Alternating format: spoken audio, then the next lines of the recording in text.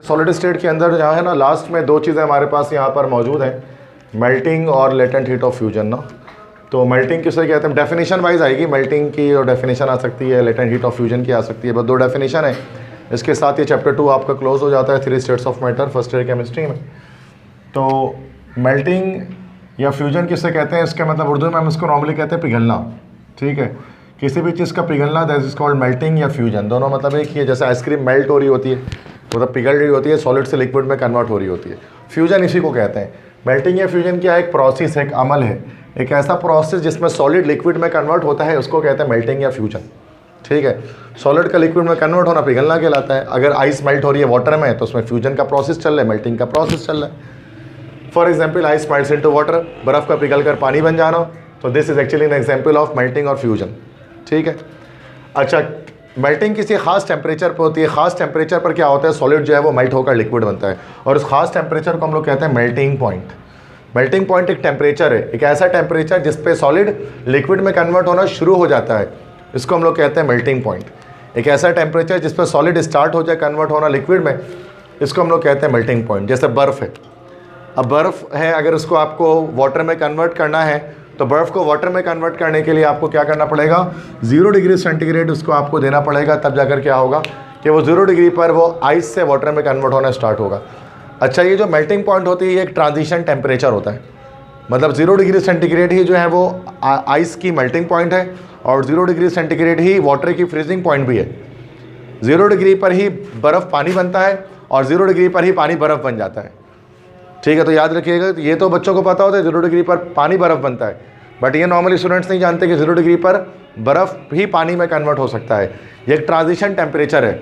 0 degree centigrade वो temperature है जिस पर दोनों स्टेट एग्जिस्ट करती हैं, सॉलिड भी और लिक्विड भी। मिसाल के तौर पे जैसे जब आप फ्रिज में, जब आपने देखा होगा कि जब आप वो बर्फ़ को जमाते हैं, तो बर्फ़ को जमने से मुराद यहाँ पर क्या हो गया कि जिस टेम्परेचर पर बर्फ़ जो है, ठीक है, वो एक पतली सी लेयर उसकी बनती है, पतली सी लेयर बनती है। डायरेक्ट बर्फ़ जमना शुरू नहीं हो जाती, सबसे ऊपर सरफेस पर एक पतली सी लेयर बनती है, फिर आखिरकार वो लेयर जो है वो फिर नीचे आने शुरू होती है और पूरा का पूरा सॉलिड बनता है। तो कंप्लीट जो बर्फ़ बनता है वो तो -40 -50 पर जाकर बनता होगा, और 0 डिग्री पर क्या होता है कि उसके ऊपर एक पतली सी बारीक सी एक लेयर आ जाती है। तो एक जो बारीक लेयर, उसकी पतली लेयर आती है, तो वो जिस टेम्परेचर पर आती है वो फ्रीजिंग पॉइंट है, ठीक है। तो फ्रीजिंग पॉइंट वो टेम्परेचर जिस पर लिक्विड सॉलिड बनना शुरू हो जाए, और उसी 0 डिग्री पर सॉलिड लिक्विड बनना भी स्टार्ट हो जाता है। 0 डिग्री पर पूरा पानी बर्फ़ नहीं बन जाता, बल्कि पानी बर्फ़ में कन्वर्ट होना स्टार्ट होता है, और इसी 0 डिग्री पर क्या होता है कि बर्फ़ जो है वो पानी में कन्वर्ट होना स्टार्ट होता है। 0 डिग्री पर हम ना पानी कह सकते हैं ना बर्फ़ कह सकते हैं। 0 डिग्री पर पानी और बर्फ़ के बीच की एक चीज़ उसके अंदर मौजूद होती है पानी में, मतलब H2O जो है ना, 0 डिग्री पर ना सॉलिड है ना वो लिक्विड है, बल्कि उसके बीच में वो जैसे 0 से कम करना शुरू कर देंगे तो फिर वो सॉलिड कैरेक्टरिस्टिक आनी शुरू हो जाएगी उसके अंदर, और 0 से बढ़ाना शुरू कर देंगे 1 2 3 10 20 30 तो लिक्विड कैरेक्टरिस्टिक आना शुरू हो जाएगी। तो ये याद रखना है कि 0 डिग्री सेंटीग्रेड आइस का, बर्फ़ की मेल्टिंग पॉइंट है। बर्फ़ बनता भी इसी टेम्परेचर पर और पिघलता भी इसी टेम्परेचर पर है, ठीक है। Factor on which melting point depend, किस फैक्टर पर मेल्टिंग पॉइंट डिपेंड करता है, मतलब मेल्टिंग पॉइंट कब कम और कब ज़्यादा हो सकता है। तो मेल्टिंग पॉइंट एक फैक्टर उसको याद रखें, वैसे 2 फैक्टर है, प्रेशर फैक्टर भी है, बट अभी एक फैक्टर इसको देखें सिर्फ, कि melting point depends upon purity of a substance. Melting point किसी भी सब्सटेंस की प्योरिटी पर डिपेंड करती है, उसके खालिसपन पे डिपेंड करती है कि खालिस अगर इम्प्योरिटी ऐड की जाएगी किसी भी सॉलिड के अंदर, तो उससे क्या होगा, impurity lowers the melting point of substance, तो वो मेल्टिंग पॉइंट कम कर देगी, मेल्टिंग पॉइंट डाउन कर देगी किसी भी सब्सटेंस का।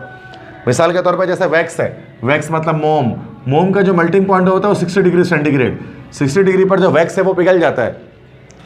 लेकिन अगर ही इस वैक्स के अंदर, इस मोम के अंदर इम्प्योरिटीज़ ऐड कर दें, मिलावट कर दें, उसके अंदर इम्प्योरिटी मिला दें, तो अब इसका मेल्टिंग पॉइंट 65 डिग्री वो लोअर हो जाएगा, डिक्रीज हो जाएगा, जैसे 55 डिग्री सेंटीग्रेड हो जाएगा, 55 डिग्री। इसलिए जो मोम है ना, आपको फ़ौरन से पता लग जाता है कि असली है कि नकली है। जो ओरिजिनल वैक्स होता है ना, जो वो देर तक जलता रहता है, वो पिघलता जलती नहीं है। और कभी कभार आप दुकान से लेकर आते हैं मोमबत्ती, कैंडल, और उसको आप जलाते हैं, फ़ौरन से पिघल जाता है वो, है ना, 5-10 मिनट के अंदर ख़त्म हो जाता है। बोलते हैं यार लोकल ये ख़राब दे दिया। तो क्यों, चूँकि जल्दी क्यों मेल्ट हो रहा है, उसकी मेल्टिंग पॉइंट डिक्रीज़ हो गई है, क्योंकि वो उसमें इम्प्योरिटी ऐड हुई हुई है, उसमें खालिसियत नहीं है, वो इम्प्योर है, वो खालिस मोम नहीं है। तो इम्प्योरिटी क्या करती है, लोअर कर देती है, कम कर देती है मेल्टिंग पॉइंट को, इसलिए मेल्टिंग पॉइंट को किसी भी सब्सटेंस की प्योरिटी को डिटरमाइन करने के लिए इस्तेमाल किया जा सकता है। कौन सी चीज़, जैसे मिसाल के तौर पे वैक्स जितने भी होंगे 60 डिग्री उसकी मेल्टिंग पॉइंट है जो प्योर होंगे। अब आपको चेक करना है कि आखिरकार जो वैक्स आपने ख़रीदा है वो सही है कि नहीं है, वो 1 नंबर है कि 2 नंबर है। तो उसके लिए आप क्या करें, उसको आप मेल्ट कर दें।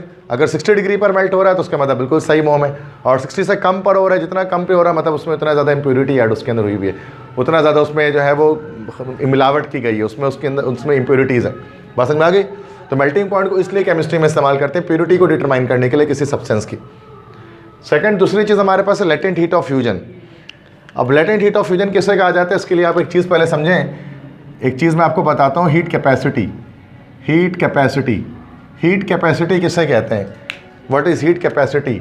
हीट कैपेसिटी कहते हैं effect of heat on a substance.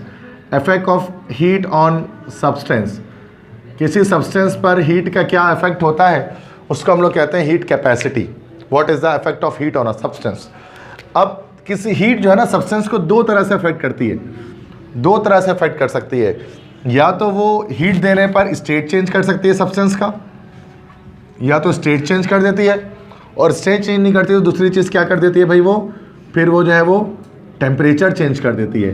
तो स्टेट चेंज या टेम्परेचर चेंज, 2 में से एक चीज़ चेंज करने की क्वालिटी है। हीट किसी भी चीज़ को देंगे या तो उसका टेम्परेचर चेंज होगा या उसके स्टेट सॉलिड से लिक्विड बन जाएगी, कुछ इस तरह से स्टेट चेंज होगा।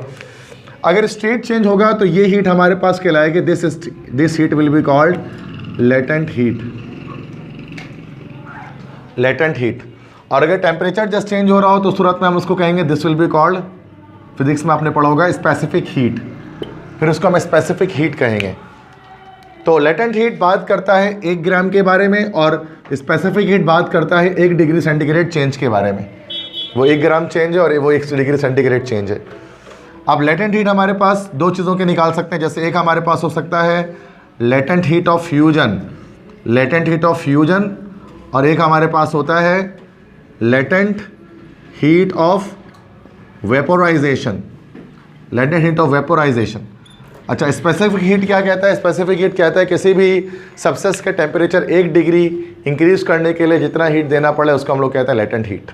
मिसाल के तौर पे पानी है, उसका टेम्परेचर 25 डिग्री है, और अगर हम उसके टेम्परेचर 26 डिग्री करना चाहते हैं, हमें थोड़ी सी हीट उसको देनी पड़ेगी। तो वो अमाउंट ऑफ हीट जो पानी के टेम्परेचर को 1 डिग्री इंक्रीज कर दे वो कहलाती है स्पेसिफिक हीट, जो हम केमिस्ट्री में पढ़ते ही नहीं है, फिजिक्स में पढ़ते हैं उसको। लेटेंट, अच्छा अब लेटेंट हीट क्या कहते हैं? लेटेंट हीट कहती है 1 ग्राम सब्सटेंस को चेंज करने के लिए जो हीट देनी पड़े। मिसाल के तौर पे 1 ग्राम आपके पास जो है वो बर्फ़ मौजूद है। अब 1 ग्राम बर्फ़ को पानी बनाना है पूरा, तो उसको हीट देनी पड़ेगी बर्फ़ को पानी बनाने के लिए। जितना हीट देना पड़ेगा उसके स्टेट को कन्वर्ट करने के लिए उसको हम कहेंगे लेटेंट हीट, चूँकि स्टेट चेंज हो रहा है, यहाँ पर टेम्परेचर चेंज नहीं कर रहे। तो लेटेंट हीट 2 तरह से, latent heat of fusion, latent heat of vaporisation. Latent heat of fusion में क्या होगा, 1 ग्राम सॉलिड को किस में कन्वर्ट करेंगे?